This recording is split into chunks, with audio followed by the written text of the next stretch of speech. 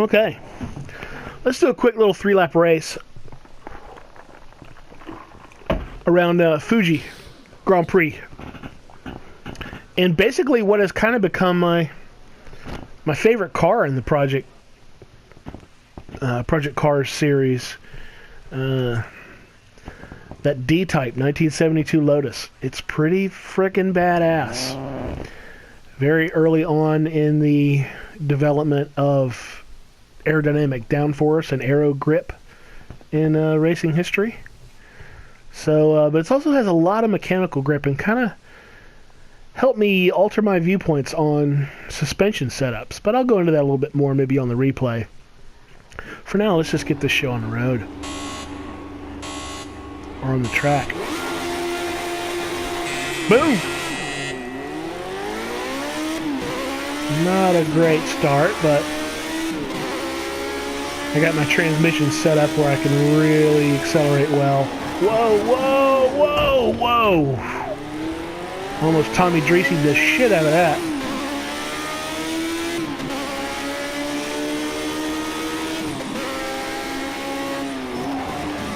But no harm, no foul.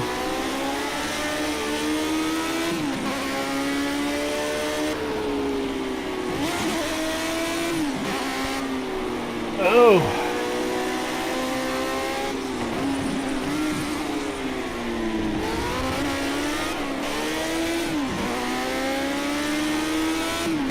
Really screwing the pooch on all these corners here.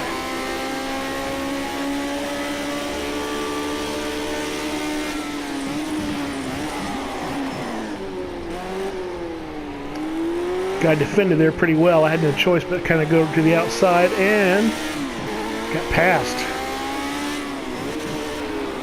Come on. Get through there, buddy. Get through. Come on.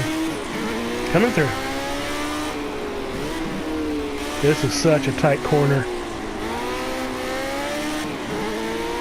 So easy to get understeer there. This is a bit tight, tricky too, but if you're patient, you can make a decent line through there. Okay, let's tuck in this guy's slipstream, y'all. See if we can't take him on the inside and break into one. Oh shit, I'm getting past on the inside now. Myself. Dang it! Dang it, Tim! Oh, I got him. At least the guy on the outside. Oops. Turn in, turn in, turn in. Oh yeah, got you both. Gotcha. Ha ha! Oh shit, grass. That was not good. And of course, after turn one, after that lap one, that bollard's gone. I can't see the apex of that corner anymore. Because it's right on, it's unsighted, right on that brow crest. I kind of like the fact that you can not take out the bollards and the cones and shit, but and when you don't do it and the AI does take it out, it fucks up your ability to... Whoa, whoa, whoa, whoa, fucks up your ability to turn in on that corner. Oh wow. Commentating while trying to race, not easy.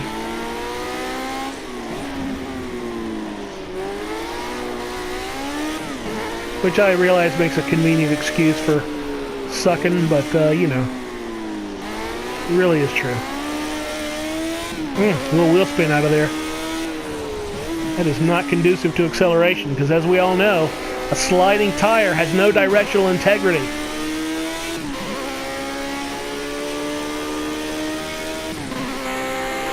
But we're in the lead. Let's see if we can hold on to it. Now you'll see, as you know, they're in each other's slipstream, plus the way my suspension, my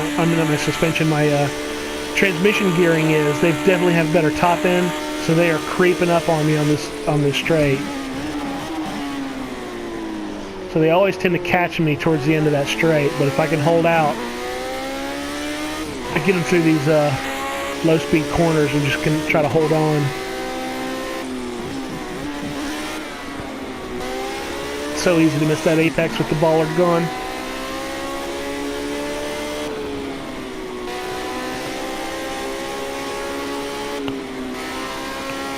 And that is a long, long corner. So easy to run wide and just kind of understeer out in the middle of the corner. Just those inertial forces, man, they're just pushing your shit wide. Alright. That wasn't terrible.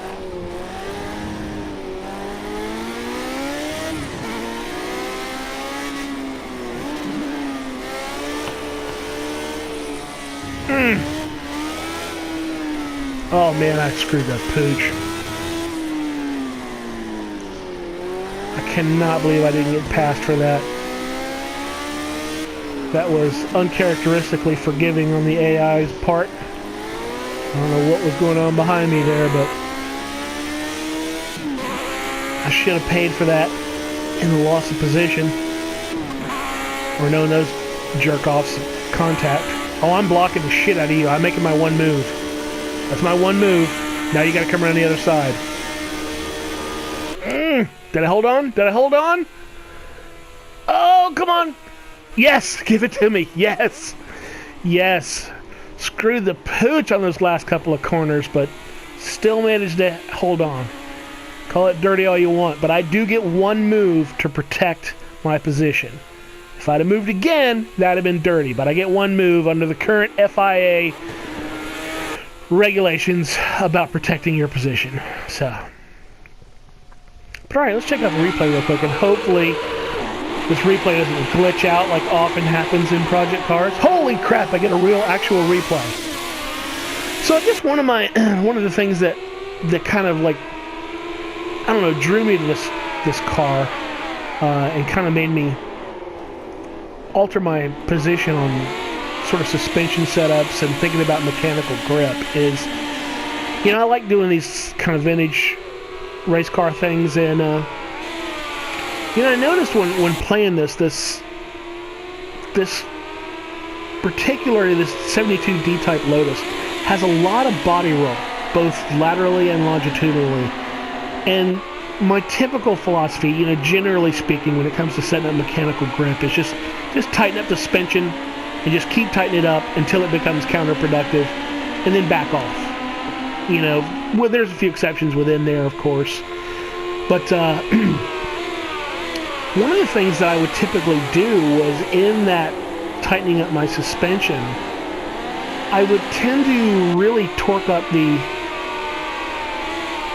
strength of the anti-sway bars, and up until the point where, you know, it would really hold the line well through like one of those sort of long, you know, multi-apex corners to help you prevent a little bit of understeer through midway through the corner.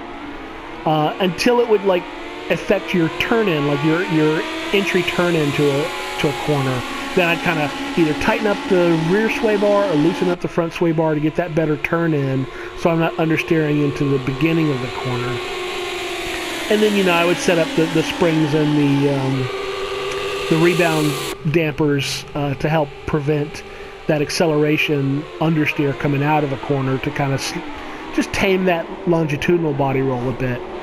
But I found that in this car, it worked really well to leave a lot of that lateral body roll, that side-to-side body roll, leave that in, because it really aids the mechanical grip that are, you know, those on the outside of the corner, the tires that are on the outside of the corner, really need to have the best grip.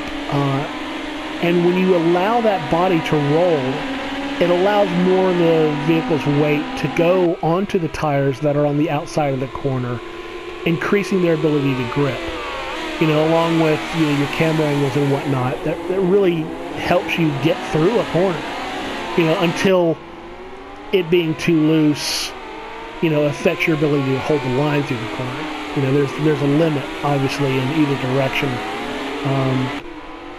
But just kind of allowing for a little more of that lateral body roll, and just kind of putting a little bit extra weight on the outside of the tires, has changed the way that I do a lot of my setups in this game as far as the suspension, to kind of help get mechanical grip.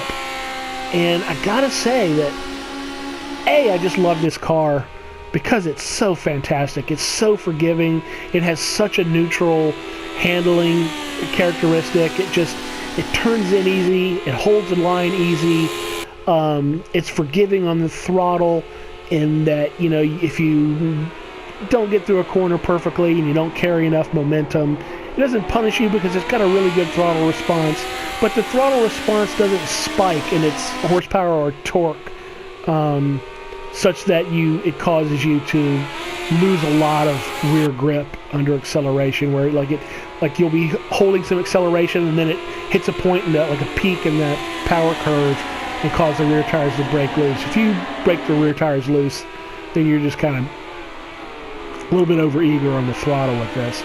But so, I mean, just aside from the fact that it's a fantastic car, you know, from that early era of, you know, the infancy of aero grip, it's got a lot of mechanical grip from everything that they learned before it.